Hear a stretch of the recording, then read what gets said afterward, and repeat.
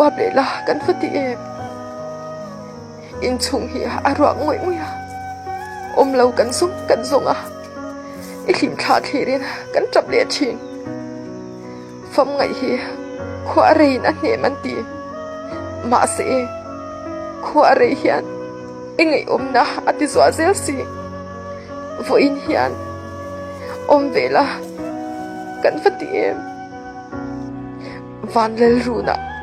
zai kan voranga tlai ne ma roi pui kan kilanga mi pui an sile murmur anga i wap lo i thai le i sei leng te hi kan variang le don tak em hun pui hlim na ni chin kha lung le na ne kan mang anga rau lung mual i sak ruang zan na fangin tra zai kan re le don ani si himo pa